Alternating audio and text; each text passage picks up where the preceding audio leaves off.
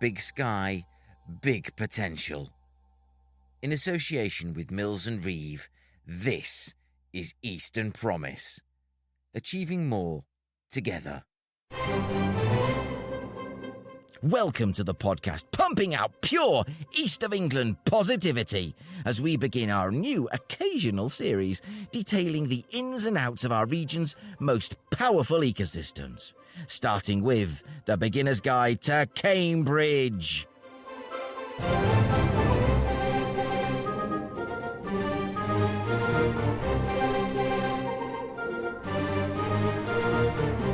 I'm Mike Rigby, and you join me at the start of a new chapter for Eastern Promise, The Beginner's Guides. These special episodes will showcase our cities and our main towns, with local experts, with hints, guidance and hacks for founders, entrepreneurs, innovators, startups, anyone. We start this great undertaking, well, where better than the gloriously deep, rich and occasionally perplexing world of Cambridge. So join me and a cohort of Cambridge connoisseurs to unlock the secrets of the city and share them with you on this week's Eastern Promise.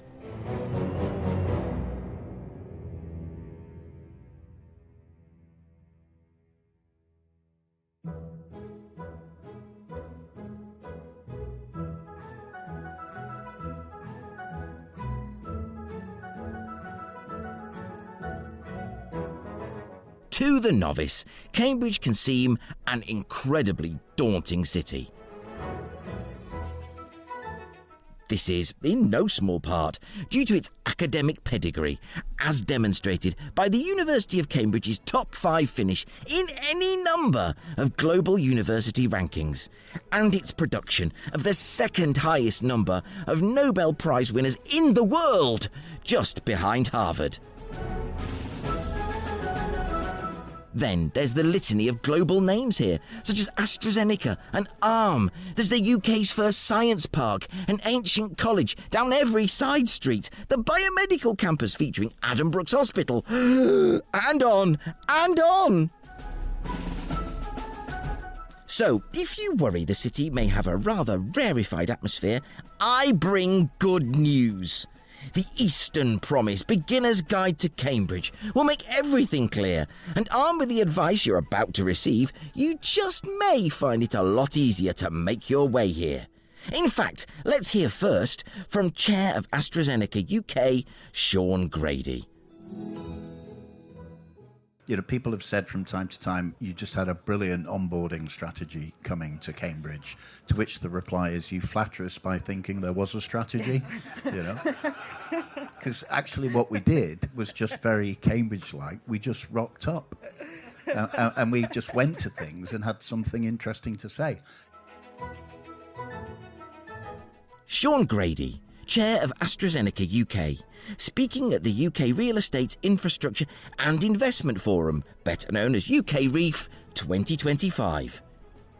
To tell us more about Cambridge, let's hear from our all-star cast, including one recent newcomer. So welcome everyone to the Beginner's Guide to Cambridge. Now I was really looking forward to this, and I have, because obviously you can't see them, but I can. I've got some of the foremost experts on the Cambridge ecosystem with me now, and I've got someone acting as our newbie who can sort of tell us about his experience coming into the ecosystem from the outside, like many of us do, and finding our way. But I'm going to start to my left and ask them to go around the panel. I always like to ask people to introduce themselves so I don't make any mistakes. So to my left, Paula, could you just tell everyone, for the purposes of the tape, who you are and what you do? Well, thank you so much for having me. I'm Paula Bekinschtein. I am the founder and CEO of CONEXEN, which is a life science ecosystem activator that also organizes life science community events, not only in Cambridge, but also Oxford, London, and now Manchester as well. Ilker. Hello, and I think I've been partly introduced as the newbie, maybe spoiling the surprise. I'm Ilker Akansel. I'm a community strategy consultant based in Cambridge. I've been here since March 24, so that's the recent bit. So I work in building communities for organizations and also building innovation ecosystems through communities as well. And that's one of the reasons why I'm in this town. Fantastic. Now, I think we should have heralds and trumpets for this bit. Harriet, please. Mike, you're very kind. My name's Harriet Fear. I've been in Cambridge for the last 22 years, having come originally here running a national life sciences trade team for the government. And I've done a range of different things. But right now, as of this moment, Mike, I run my own, I hate the word consultancy, so I run my own advisory company, which helps individuals and organisations navigate the Cambridge ecosystem, but linking people to people. It's a very simple model. And then I love to chair meetings and to talk about Cambridge. So I do a range of things in my consultancy role, but then in my pro bono and charity role, which is about half of my working week, I'm very proud to chair Cambridge Ahead, membership organisation, business and academia. 50 of the largest employers in the Cambridge area. I also chair Cambridge Science Centre, which is the other end of the spectrum, inspiring young people into STEM. And I joined the governing body of Anglia Ruskin University in January. Fantastic. I wish I. That's a fantastic CV. And from our friends at Mills & Reeve, in whose house we're recording this, can I welcome you, Dona, and just tell us something about what you do for the firm? Hi, thanks for the welcome. So I'm Dona Ardeman. I've had a long history in Cambridge. My whole of my legal growing up has been here. So I joined Mills & Reeve 25 years ago, and from trainee to now partner and head up our investment funds, and very much embedded in the Cambridge ecosystem. So I head up our investment funds practice, which spans a range of investment funds from property to social investment funds and quite a lot of venture capital funds. Obviously, this is a great place for venture across a wide variety of sectors, from life sciences, tech, advanced manufacturing, across the board. So I was once a newbie as well, and feel very much embedded in the system. I'm absolutely delighted. Media celebrity. I'll get it. Media celebrity on Radio 4 and the voice of advanced manufacturing, which is a really important voice I wanted to get into this conversation. Katy, welcome. Please introduce yourself. You are just wonderful as a PR person. Can I take you everywhere I go? It's wonderful. Thank you very much. Gosh, well, very honoured to be here. So thank you very much for having me. My name is Katy Davies. I am Managing Director of Capes Systems. So we're a very small but very feisty SME manufacturer based in St Ives, so 20 minutes down the road in Huntingdonshire. I have spent pretty much all of my career working in or around Cambridge. So started out as an accountant just down the road from where we are now at Deloitte. Then spent a good kind of 10 years at Marshall, at the aerospace company at the other side of Cambridge, and then fell in love with SMEs and have had the joy over the last sort of 6 years of running and scaling SME manufacturers of all shapes and sizes. All right, you've just said words that have piqued my interest, because this is completely aside from what we're doing now, but I'm looking to do one on the future of aviation in the east of England, and you might be the person. Oh, crikey. I'm probably not your aviation expert, but just to give a bit of broader context, I'm a manufacturing nerd, despite not necessarily being competent at manufacturing myself, very supportive of those who do. But I also have the honour of being on the business board for the Combined Authority and do a lot of work with Paul Gibbons and his team, who are doing the sort of sector growth strategy for advanced manufacturing. And kind of my passion is around how we can make sure that that ecosystem across the region is inclusive, and that we are all kind of making sure that it joins up and I think thrives. That's important. And you mentioned SMEs as well, which is an important part of the conversation. Yes. So the top question that we all know about, but the people listening won't, and we're going to start with Harriet, and then we're going to sort of, please, I would say to you now, if you have something to say, please chime in. The less I have to say, the more the audience will like it. So, Harriet, what makes the Cambridge ecosystem special for you? Oh, thanks, Mike. Well, that's a really easy one. And I think you can look at it through a range of different lenses in terms of Cambridge and the region. To Katy's point, actually, it's not just about the centre of Cambridge, but the whole of the Cambridgeshire geography. I would say what makes it really special for me is its global impact. So, and this is proven with evidence, as you would expect from somebody who's the chair of Cambridge Ahead. Everything has to be evidence-based with us, not that I'm representing CA today particularly. But I think if you look back at the last 80 to 100 years, you can trace where Cambridge has made a globally significant difference to lives, not just here, but nationally and internationally, not least with obviously the discovery of DNA just down the road, but also the fact that Cambridge, under Cambridge antibody technology, created at one point the biggest selling drug in the world in the form of Humira. So these are hugely significant opportunities that have come from what were challenges. So I think it's global impact and what Cambridge has done and continues to do for global society. Really was interested earlier this year to see that the Global Innovation Index put Cambridge as number 1 in the world yet again for being the most intensive cluster in the world. So in other words, relatively small, but with huge impact.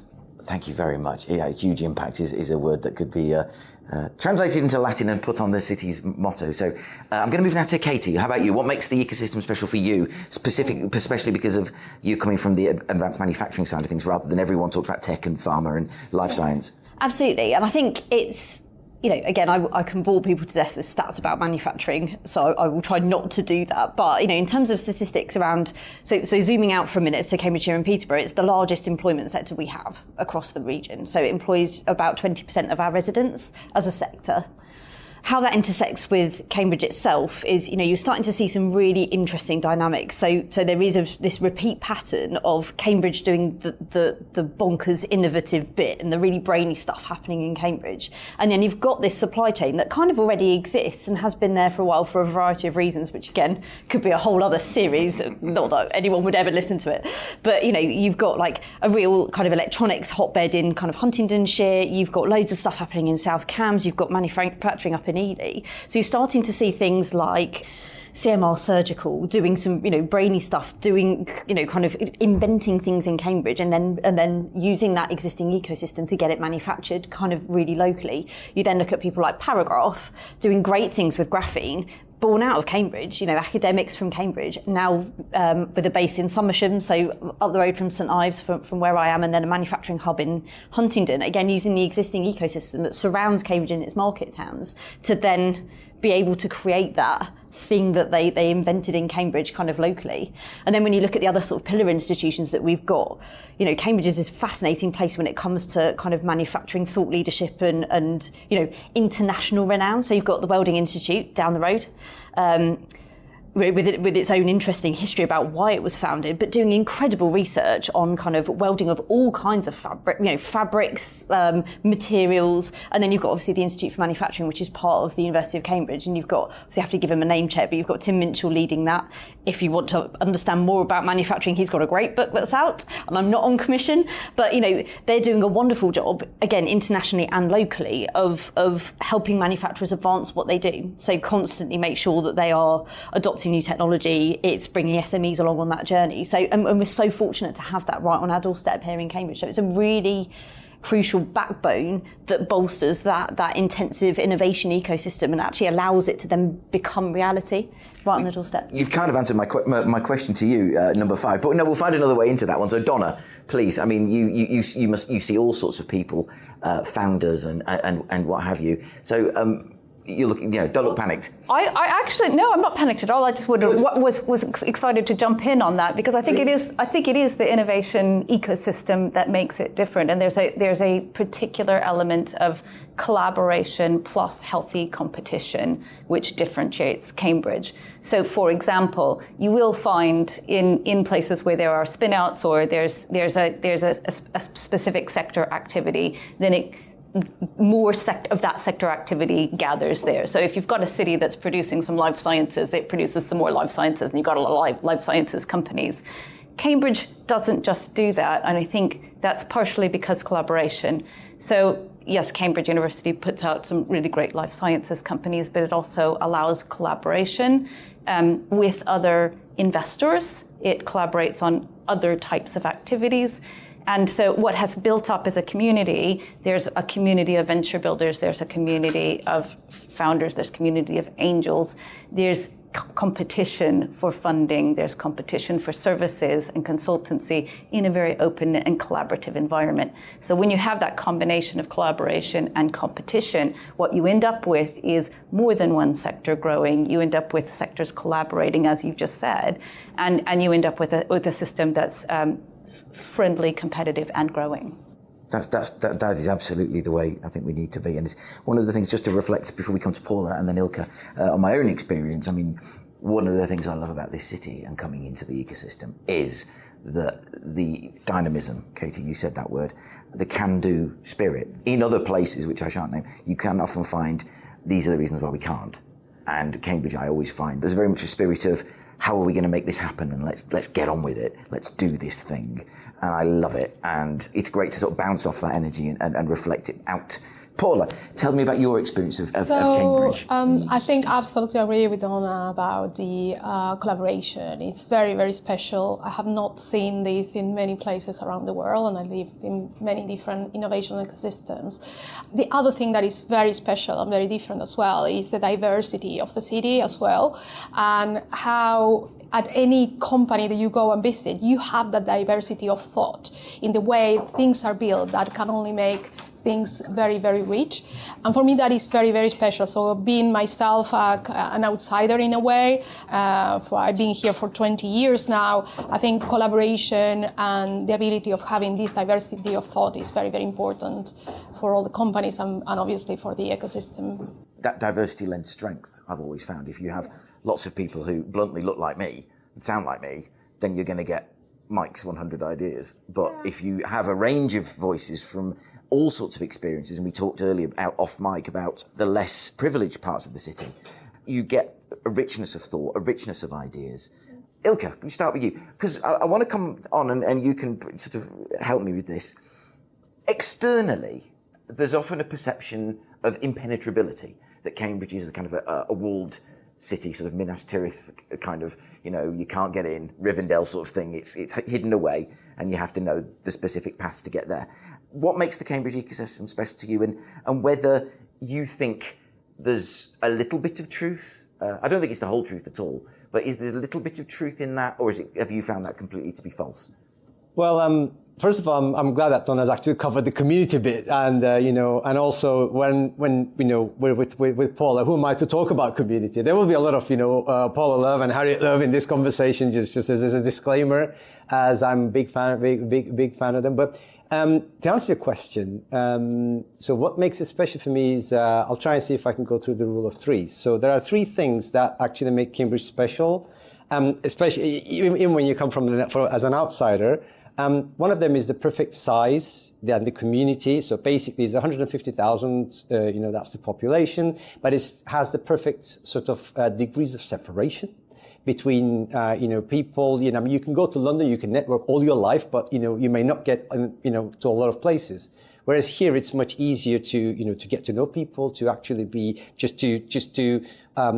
see them over and over again, to be able to form some kind of a meaningful relationship, and that's across all components of an innovation ecosystem to that point. And everybody said things around that one. That's number one. So the size is great in that regard. It's perfect to form a really interesting let's say net of connections around you. Second one is the understanding and the concept of entrepreneurship. I mean, this is something that not a lot of people think about. You want to come to somewhere where if you want to start something, if you want to start a startup, people have an idea of a startup. People know what entrepreneurship is, and of course how you can get investment, and you can actually scale a business in that regard. So Cambridge has that knowledge, has that track record of successful startups. So when you come here, when you talk about starting a new project or a startup, people know, understand, and follow you, and certainly that kind of reception is very, very important, especially when you're starting an innovation business. And the third one, and we were just talking about that at another event, is the brand. So Cambridge is a brand, and that's actually connected to the question you've asked. So Cambridge, originally, people think that we're just running around in gowns. Even at home, when you're getting a pint of milk from the fridge, people think that we're sort of, fully dressed as, Cambridge view. But it's not the case. It's actually very laid back in many respects. That's what I found out anyway. But there is this brand of not just now academic, but also entrepreneurial excellence around the world. When you say that you're based in Cambridge, people have a great positive idea around it, a thought around it. This is extremely important. You don't have to explain that you are actually in one of the the focal points of academic and entrepreneurial success. So those are important things, and what makes it special, because not all of these exist in like one place, or very few places around the world actually has that. Maybe Silicon Valley, for example, maybe Palo Alto. And to answer your other question about this sort of idea of impenetrability, I think that this is going to be maybe perhaps connected to the Eastern Promise, to the east of England, where people are very approachable, very nice, very down to earth, very easy to connect with. That's what I found. Not that I'm going to say some people are not or anything, but here it's particularly easy, and you just need to just come down and participate in a couple of events before you can just find it out for yourself. I have to say, my big fear that bringing Eastern Promise here would kind of just expose something about it as be exposed as a fraud, as a lightweight, as a fly-by-night operator, which I may be all those things. But it wasn't like that at all. And there is a warmth, I think, once you kind of make a start. And it was literally, I met someone in Haverhill, it was Ben Hartley of Cambridge Enterprise Idea Space. Then I sort of grabbed him and said, would you do an interview? Then we did an interview, bosh, done. And as I say, never looked back. And I just had a question. I just had a point I wanted to make in a sec. But I don't want to interrupt you, Mike. No, interrupt me. It's always better if you interrupt me. I was just about to say that I think it's really interesting what Ilker was just saying and what you've just said, because you are both physically present here. So you have the advantage, if you like, of being dogged and of getting involved, and that will be reflected back on you in spades, because Cambridge and the region are hugely welcoming. But I think, to your point about is there a perception or a reality that it's impenetrable, from the role when I was running Cambridge and the Inward Investment Service, hand-holding large global companies that wanted to come here, there absolutely was a perception that it's messy and it's tricky, and which stones do I look under? I haven't got the time for it. Where's the one compelling story about what Cambridge is? But because they're companies that are based, BioNTech, they're based in Germany, and other global companies that are not based here. We're obviously very fortunate to have AstraZeneca, but I think there has been a perception that Cambridge is impenetrable to the point for those who aren't already here. For those who are here, you feel the love and you know how connected it is. I wanted to jump in for the same reason, just because both Ilker and Mike both said something as soon as I went to events or whatever. Yeah. This is just to be very American about this. This is not New Mexico, where I grew up, where you can go into the grocery store, meet a stranger, start chatting. You can be in a restaurant, the people at the table next to you are saying something interesting, you end up pulling your tables together. I mean, I met a Canadian on a plane once. We ended up lifelong pen pals and friends. He came to my wedding. So this is not that place. You're not going to go to the grocery store and meet your best friend, probably. I mean, maybe that's not England in general, but it is a very welcoming place, because there are lots and lots of events where you can meet people. There are lots of open activities where, if you're willing to go out, and as Harriet says, it does take some effort to find where you fit in it. And it's the perception is that it's impenetrable for those who aren't here. Absolutely. But it's not the reality. Absolutely. But there are events like Cambridge Wide Open Week, for instance, where the whole event is organised so that you can meet people in a wide variety of capacities in the city and have those kind of and even knock the door and enter many companies like that you wouldn't be able to enter in any other day. And for me is absolutely fantastic and very unique. And I think this has changed in the last 5 years in terms of a lot of, I said it's messy, and I mean messy in a good way, because there are so many organisations and so many individuals that chaotic good that want to make a difference.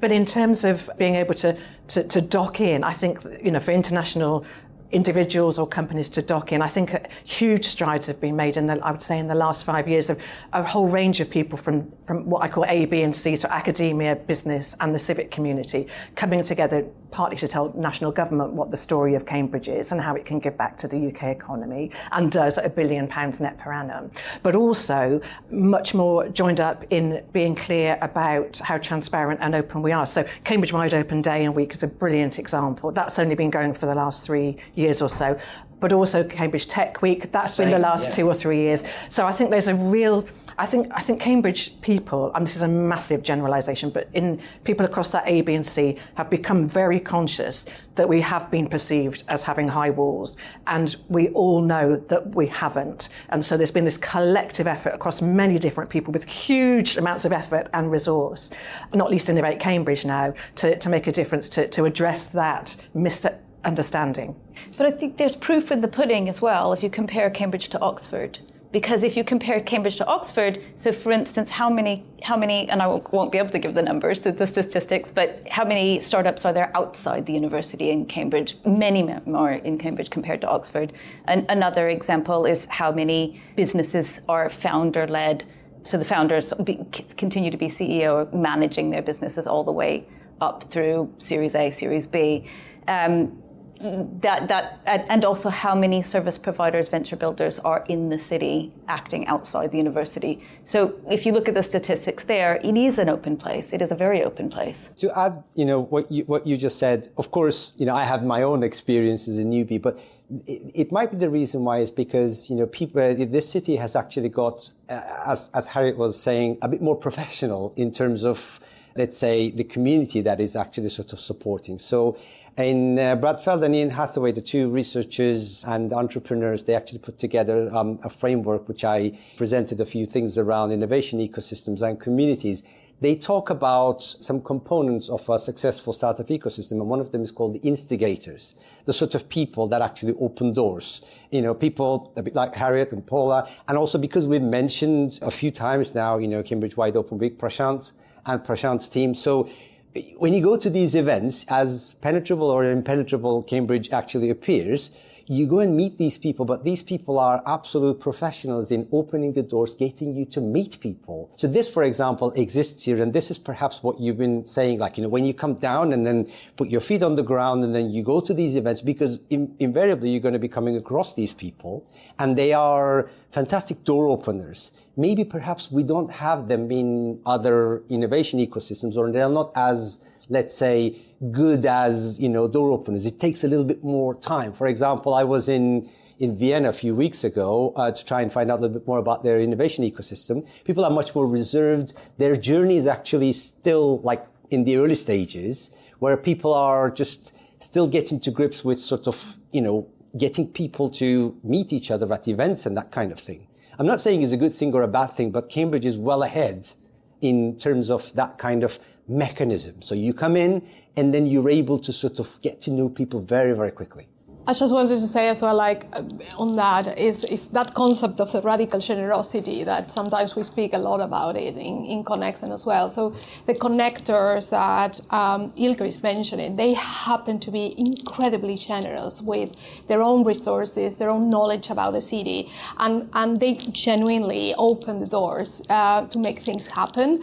And they, I think they very early realized how much more can be achieved by actually open doors to others. And that opening doors obviously will come back to them sooner or later, and it will multiply. So I think one thing to add into the list of this fantastic innovation ecosystem is the generosity that I felt 20 years ago when I first arrived, and I still feel it today. And Definitely. A little bit in the day-to-day of what we do, we try to give it back as well. Definitely. There's a point there about service providers, though, because when I was running Cambridge and we described the ecosystem, because every individual have a different way that they describe an ecosystem. So one of the things I sat down with my board and said was, what is our definition of an ecosystem? And you'll obviously know that Andy Neely and Mike Anstey were my directors at the time, Mike. So from very different perspectives, finance and the university. And it was what actually, how are we defining this ecosystem that is going to land with all of those we want to influence? And so it was 5 pieces of a jigsaw, which I know you've heard before. So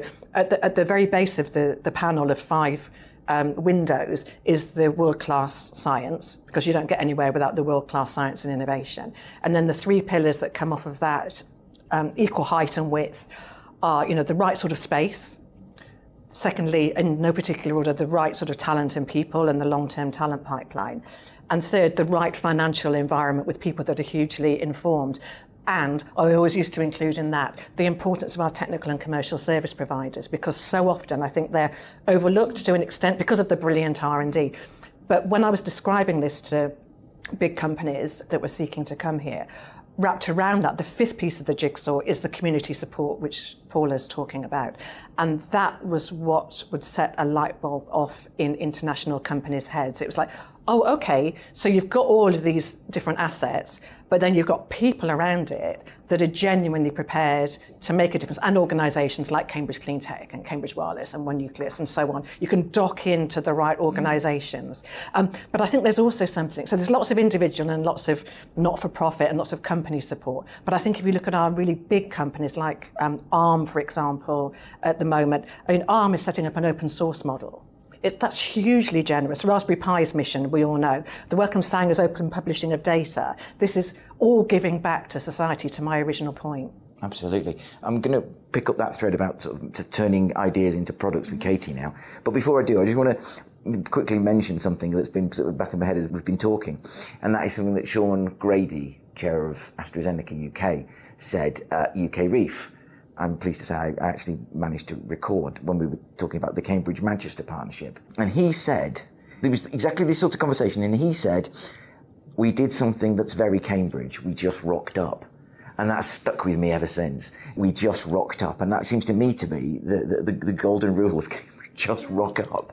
Katy, though, could you tell us about the role of advanced manufacturing in translating all the ideas and the IP and what have you, and the innovations that come out of this ecosystem into something physical, and how your field is engaging with the brainiacs in the middle? So I think, we've got well-trodden paths that already exist where you can chart back that journey from, invention in Cambridge made down the road, be it through wider kind of onward supply chain, so partnerships with kind of local suppliers, through to that kind of tech sort of bleeding out to the manufacturing hotbeds. So even Domino Printing Sciences up at Bar Hill, again, that's tech that's come out of Cambridge that has gone into this. Like, we've got this bonkers amazing heritage in printing science in Cambridgeshire that, again, it's world renowned, but it's very easy to just kind of not realise that it's even there. I think it's definitely that connectivity with the local supply chain, again, slightly selfishly, because I am one of those SMEs that are around here with this amazing capability. Across, it's a national issue that we have at the moment of recognising that we do make a lot of stuff in the UK and that it is really fundamentally important to our economy, both in terms of that inclusive economy piece and spreading out that economic good into the parts of the UK where you've got manufacturing hotbeds, where you can engage all parts of communities and, all kind of varieties of society into good jobs. So I think there's definitely more that we need to be doing to connect up that existing supply chain to what is needed out of Cambridge. But like I said, we've got everything on the doorstep, and there is a really, like I said, a really well trodden path of people looking to bring their manufacturing back closer to home for a lot of different reasons. Obviously, IP protection is massively important. So knowing some of the local kind of drug discovery and kind of biomed companies that are looking to bring their manufacturing back to the UK, either in-house with them, so they've got complete control. And again, quality being super important in that, it gives them that ultimate control over their products.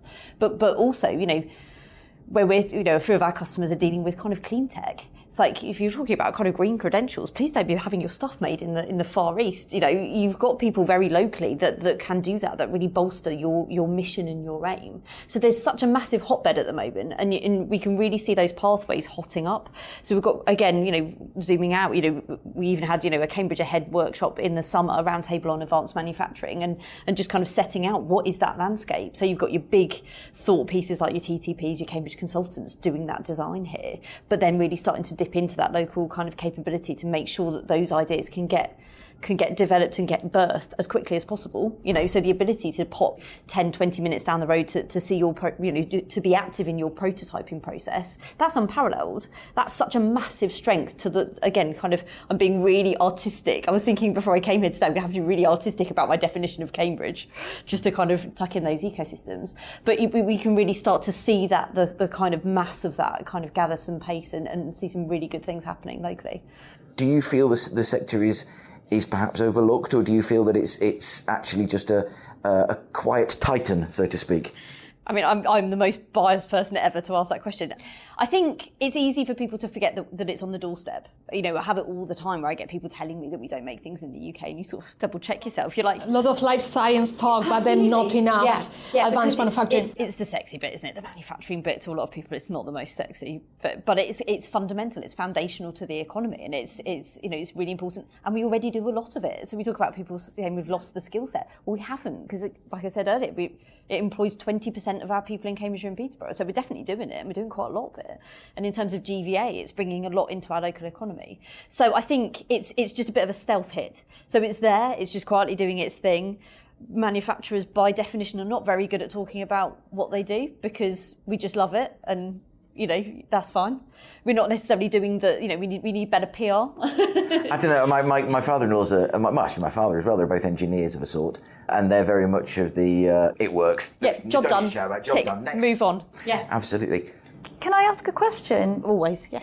Just about it tweaked my interest what you said about was it climate tech you mentioned? Yeah. So, but I mean, does advanced manufacturing then play a role in just Cambridge's ESG generally? Because if we're again, I'm really biased, of course, yes. Well, there's two things that came to mind. One is the social element of it, which is simply, you know, how is a company looking after its community social elements, if it's providing jobs, if it's being situated in a place that's good to live. But also Cambridge has a real disparity in its wealth. Yeah. So it's a very wealthy place, but that's concentrated in some people and not others. Yeah. So how does advanced manufacturing fit in that providing people jobs in a good place to live in a good community? Yeah, absolutely. And I think it's interesting when you look at advanced manufacturing in Cambridge itself.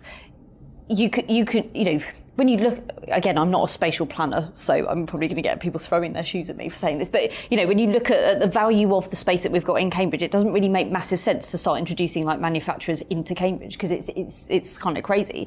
But you're absolutely right. In terms of socio-economic disparity, it's the most kind of disparate city in Europe. I keep hearing that. I'm not entirely sure that that's true. But there is a massive disparity issue. And you know, some of that foundational economy and the ability for people in Cambridge to be able to access employment of whatever grade it is. They may not be the next life sciences founder, but they you know, need a job. Having that kind of around Cambridge somewhere is really, really important. So yeah, I think having that kind of richness of a variety of employment is really important. I think, again, there's different ways of engaging people in that, and there's some really cool organisations, so like the guys at Together Culture and people like that, looking at different kind of economic models for the sort of core Cambridge communities around how they can access that and participate in things. Obviously, it's a big employer around Cambridge, so it's definitely hooking people into that. I think in terms of ESG responsibility for Cambridge itself, yeah, there's a really big part to play. So I think in terms of the E bit, definitely, you know, reducing the mileage that your goods are travelling. So again, in Tim's wonderful book, he looks at the kind of cumulative miles that an iPhone travels. So if you add up the mileage of all the components and all the parts of the iPhone, it travels around the world, something like, again, I'm going to misquote him, but something like 6 times, which is insane, absolutely bonkers. So the more that we can do to just bring that locally, clearly there is a direct advantage. And again, going back to that reshoring piece, just giving people that better sort of quality, you know, and an ability to access the products being made is really fundamental. But yeah, in terms of that socio-economic importance of it as a sector, I think it's huge. And I think having those manufacturers, you know, so looking at Cambridge as it is now, you know, you've got Marshall still employing a lot of people on the side of Cambridge. You know, you've got a whole load of manufacturers even closer to home. So you've got Bar Hill, you've got Milton, you've got Histon. There's stuff really locally that is really important to make sure that we support and actively support. And again, in terms of seeing that shift over the last few years, you can definitely see a lot more Cambridge companies particularly looking closer to home for that and looking to properly collaborate. So again, going back to what you said right at the start about the ecosystem. So prior to running Capare, I was running a business in Suffolk. So again, it was an SME manufacturer scaling. But when you look at the dynamics of that manufacturing sector across the East altogether, we're not really dominated by any one sector, which gives the kind of guys doing the economic strategy piece a bit of a headache. They're like, it's easy to put a flag in and say we're automotive or we're aerospace or whatever. But actually, we've got the broadest range of manufacturing subsectors in the country, in the East, which I think is such a brilliant, in a similar way to Cambridge, is such a brilliant foundational bed for collaboration. And that sort of, you're not directly competing for the same pot, so you can get people really collaborating on stuff. So we're starting to see a lot more kind of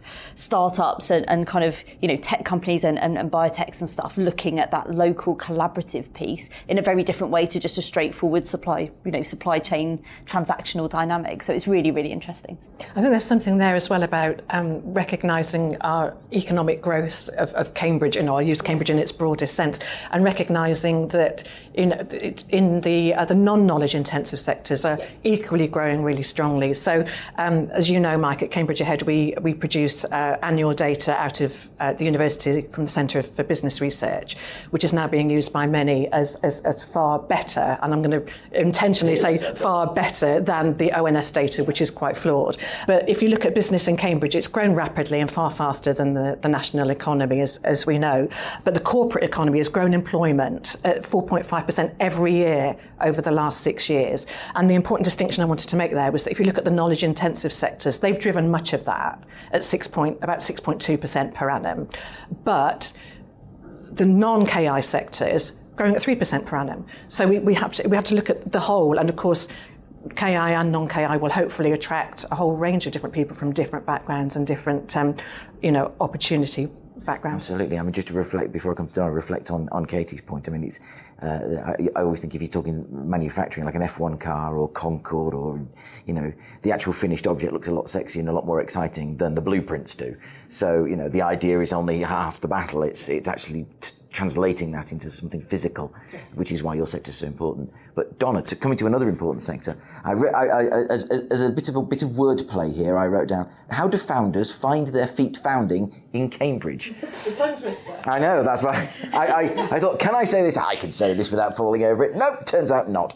But how do founders find their feet founding in Cambridge? Following back from our previous conversation, I kind of want to say embrace the chaos, but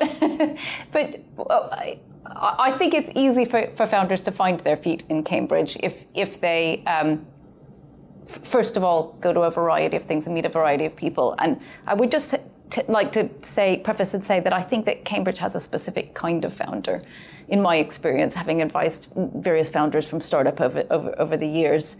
And I put them in two categories. There's the scientific founder who wants to know everything, learn everything, and effectively wants to go to law school and business school through the process of founding their new business, but wants to become an expert on everything. So that's a typical Cambridge founder. And another typical Cambridge founder is the engineer who wants to deconstruct everything, rethink it, and build it better. Oh, you're talking about David Cleveley? That's a vision honed interview. And I would have to say that the Cambridge founders end up, in my experience, in my opinion, falling into those categories, whether or not they came from here. That's the ethos that it develops, because it is that kind of collaborative, competitive environment where people are developing ideas together, are learning, and the community itself is a founder-friendly community. So if you look at other tech hubs or life sciences hubs, a lot of them, the founders will be made chief scientific officer or made given maybe even a non-executive role, and someone else will be brought in to take their ideas and their business forward, backed by the funder. That doesn't happen as much in Cambridge. I mean, drug companies might be a big exception for that, but it doesn't happen as much as in Cambridge. What you often see is founders bringing and driving their own business.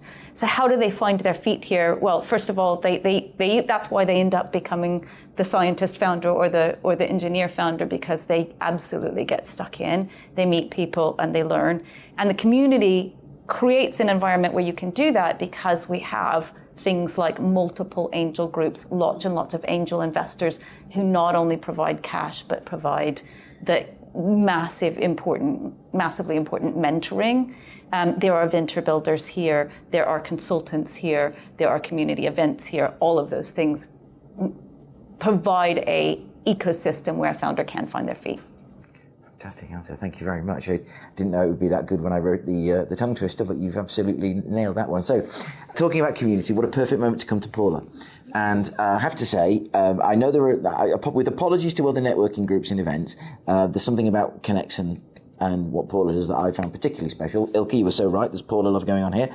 So, perhaps you could just tell us about your specific approach, because what interests me is how it's structured around the individual rather than a specific company. Yeah, well, thank you.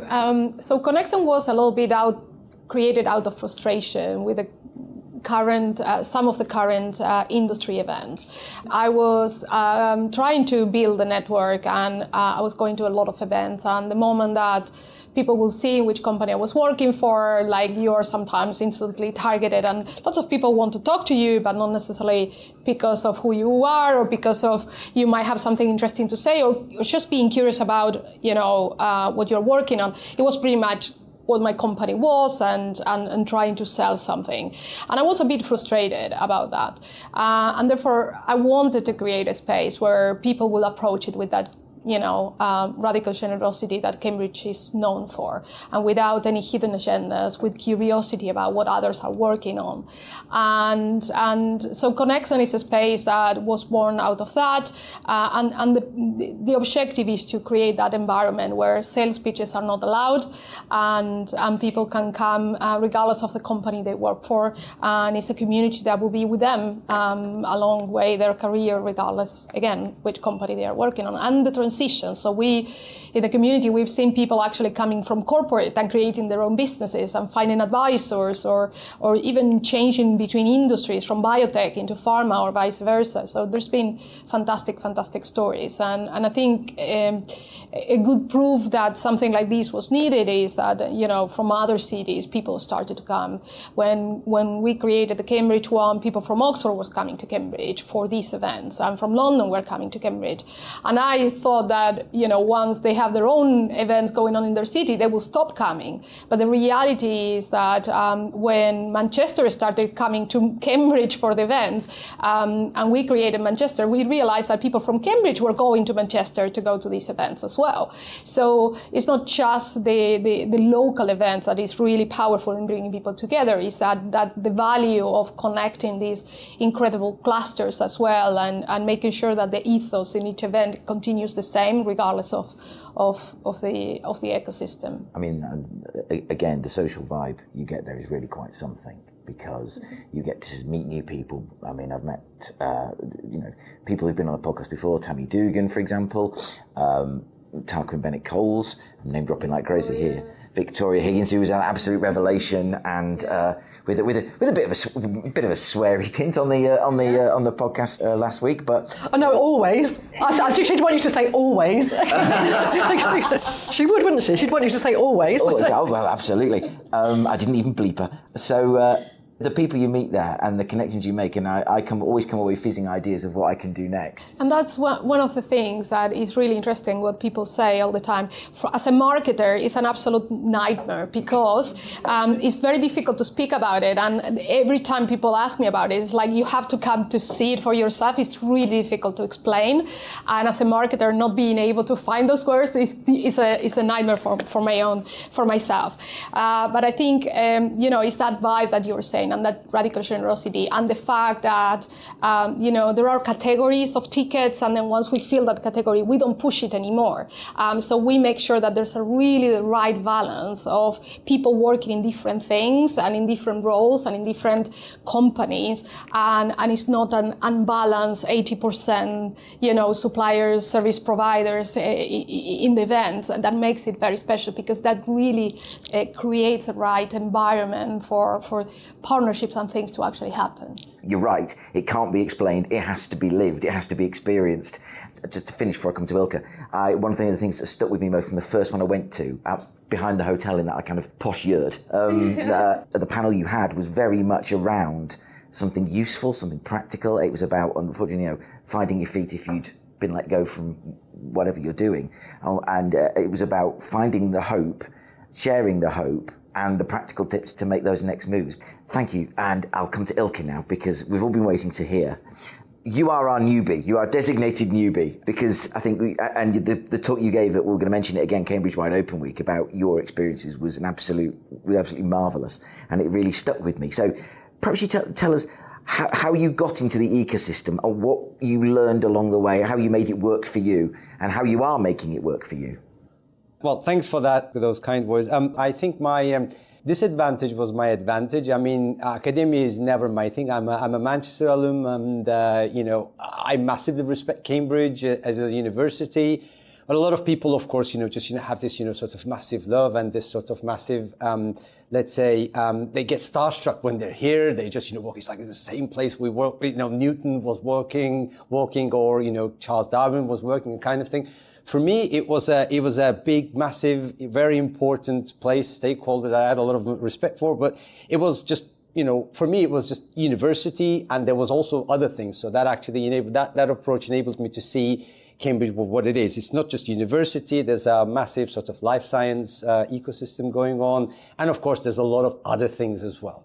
So just try to dissect it. Of course, it really helped that I'm a community professional, so I have an experience now on how to enter, how to present myself into communities. So I just rocked up, and the same happened with Paula, for example. I just registered, and Paula looked at my background and said, this is a bit of a strange person, very, very awkward.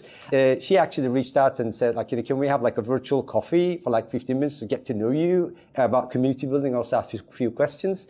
And famously, as she knows, that turned out to be an hour and a half, instead of the 15 minutes. And then now, with transparency, I'm actually supporting CONEXEN as a community advisor, but that happened after months and months of, just being a member, not being able to get to CONEXEN events as well, not being able to get a ticket, which is CONEXEN events are famous for. But anyway, going back to the question, what works for me is I just figured out from my experience that, the best way to get to know people in Cambridge is to go to the events and just say hello. I had nothing to lose. I've only been to Cambridge once in my life as a tourist, so nobody knew me, so I wasn't able to go and make a fool of myself or anything. So I had everything to gain, so that really helped.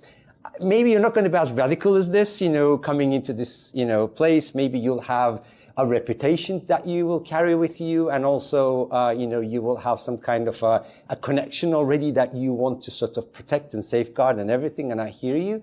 But definitely, as you've said, it just worked in my favor that, people loved, the fact that, if you rocked up and said hello to them, they'd answer back. And there are many places in the UK and abroad that, you don't get that. You don't even, you get completely ignored. London comes to mind, for example. It's very difficult to get people to listen to you generally. So, for example, it's not the case here. So that worked for me very well. Of course, the fact that it was well organized compared to many other ecosystems. You have a portal like Cambridge, and you have Innovate Cambridge, which is actually pulling all these, ecosystem stakeholders together. You don't have that in similar places. I think, until still to this date, you still don't have the sort of overarching structure in Oxford, where, you just have to go and find things like, one by one, which could be a bit tiring, especially if it's sort of spread out. So that actually really helped me. So knowing a few people, central people, structures, and getting to know the people who actually, managed that and led that, to identify them quickly and then to get to connect with them, it actually accelerated my, let's say, knowledge in the system. But of course, you just have to be present. You just have to come to the events and everything. So what can be done better in the future? There's a lot of things. So I'm just going to go out a little bit out of the context of what you just said, because there's a lot of things that are wonderful and perfect around Cambridge.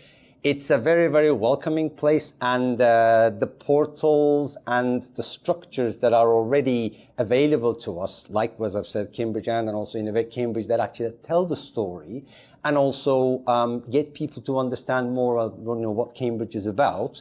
Those are already being, worked on, and they are now, getting developed and developed more.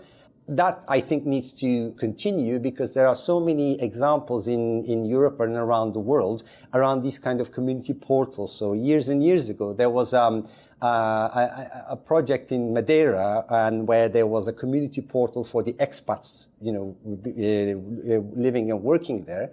And that kind of place where you can basically just, find a school, get to know more about the local processes and proceedings and everything. It really helped people to sort of acclimatize very, very quickly.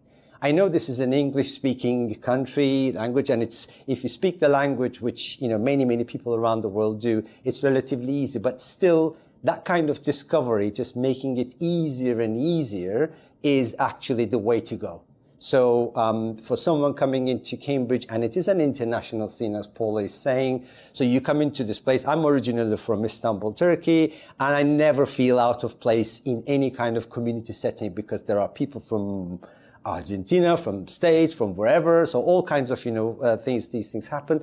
Just need to make it as easy and as seamless as possible. And one thing, because I may not have the opportunity to say again, maybe, this is something that could be added in the final words if there is context. Cambridge is also changing. We're coming in, and every person that comes in actually changes Cambridge. I think that this was in some of the promotional bags of the university some time ago. The Cambridge and Manchester partnership, you talked about it, is actually quite important because it means that now Cambridge is now becoming a bit of a consultant, a bit myself. It's becoming a bit of a model. It's just, advising other places. And I lived in Manchester for 10 years. I know the place like the back of my hand. The two places cannot be more different. I was actually very surprised as to how this connection has actually happened. It's a beautiful miracle from a lot of, people involved. What I'm saying is that means that Cambridge is very, very good and very well known, going back to the impenetrability of things, on a few things such as life science, academic excellence, and other things. Now it needs to generalize a little bit more, and then needs to learn and needs to collaborate with industries that it traditionally hasn't, collaborated. Going back to what Katy was saying, for example, there's Formula One. An hour and a half from here is the biggest innovation ecosystems in the world. 10 out of 11 Formula One teams are based in Silverstone from all around the world. And now there's this concept of technology transfer, for example, within these Formula One teams that Cambridge can actually now own as a process to be exported, to be taught to other ecosystems. And that includes Manchester, which is a football city. Again, Cambridge is not very strong on it, but that actually can. It isn't. I'm to Sean Brady about that. No, just but look, I lived in Manchester and lives and breathes in football. It's just it's completely something else. It's a matter of life and death, or much more serious than that. I think it was. Yeah. But before you attempt to do anything to me, if you're a football fan in Cambridge, hear me out on this one. So now also football teams, or this sort of sporting outfits are also changing.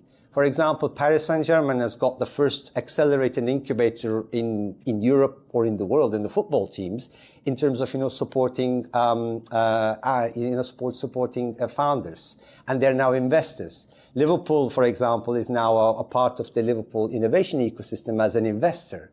And now Manchester is trying to do the same. And actually Cambridge can be a very, very interesting stakeholder in these conversations because it's so good at commercialization and tech transfer.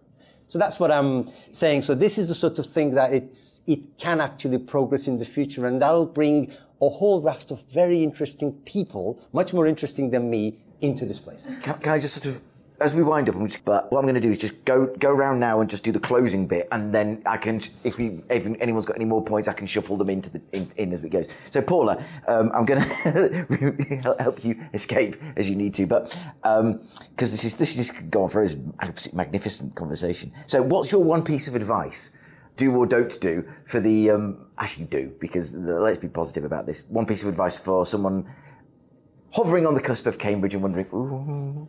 Yeah, I would say make the most out of the communities that are in the city, because they will open the doors. That's the first thing everybody needs to do. And it's not just one community, not just one event. It's try out all the different community events that are present in the city, and a lot of the resources that are available through the university that are open to everybody. There's a lot of resources available from the university, and you don't have to be from the university to be able to access them.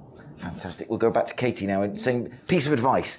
It can be your field, it can be anybody's field, it can be whatever you like. But one piece of advice more if you'd like to give. Yeah, I think almost like picking up from that point. I think it's, everybody has a different preconception about Cambridge. Even, as someone that grew up down the road from Cambridge, you have this preconception of it. I think definitely my piece of advice would be to really get into it.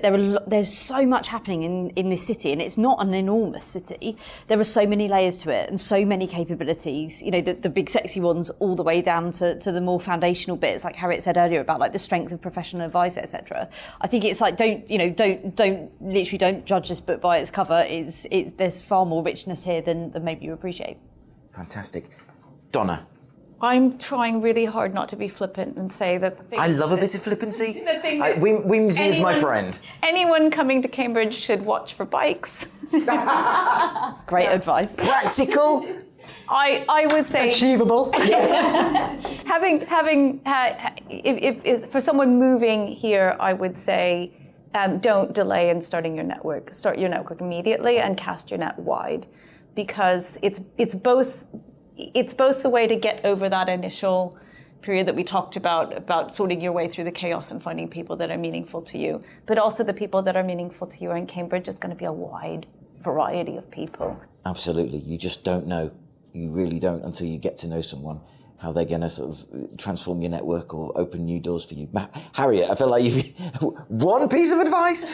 Thousands. So I just always like to put myself in the shoes of somebody who's not already here. They're sitting in Istanbul, or they're sitting in Milan, or they're sitting in Palo Alto, or whatever. I would say, people love a story. So look at the stories that have happened here of companies that are similar to you. So we've got, I think, the last count, 27 unicorns, one of which is CMR, as Katy talked about earlier, set up its R&D here, then looked nationally at where they might put their advanced manufacturing and chose Ely.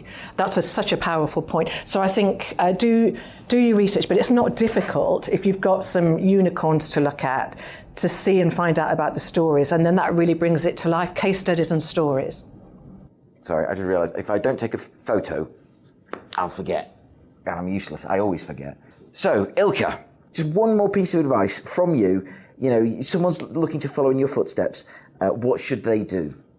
Well, I think people have said this. They just come and set up camp. Basically, there's no other way than here anyway to try and sort of remotely build or anything. You can, but definitely just coming here. It's still a relatively 15-minute city kind of thing. So if you're close enough, you're still able to go to different events and kind of things.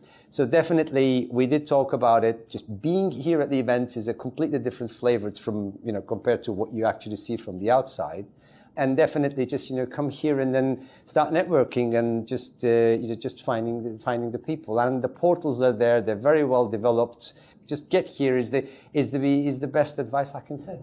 This was everything I was hoping it would be. So thank you so much for taking part. I really, really enjoyed it. It's kind of been the flagship for the idea of these beginner's guides. It was just wonderful. I really, really enjoyed it. You're all magnificent. Thank you so much.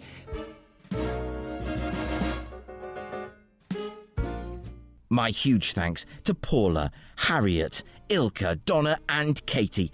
I learned so much from that discussion, and I hope you did too. So, do let me know, what do you think of the Beginner's Guide to Cambridge? Does it need a second volume? Did you learn anything new, or do you have something to add? Email me, Mike Rigby, at podcast@easternpromise.org.uk. And coming soon, I'll be bringing you the Beginner's Guide to Norwich, Ipswich and Peterborough following in March. There's still a whole year left to fill, so let me know where else you want to learn more about, or share about. Are you nuts for Newmarket, barking for Bury St Edmunds, crazy for Kings Lynn, or starving for St Neots? Let me know. Podcast at easternpromise.org.uk.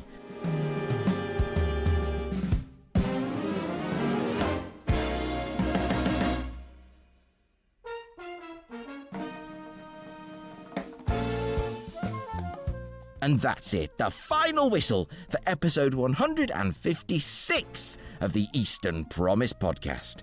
I have been Mike Rigby, and I will be so again next week when we're sticking with Cambridge, as I will be the guest of one of the foremost scientific education institutions in the country, Cambridge Science Centre. Join me, Rebecca Porter, and more at this wonderful, wonderful scientific education facility. So until then, bye for now. To hear other episodes of the Eastern Promise podcast and to find out more about what we do, go to our website at easternpromise.org.uk.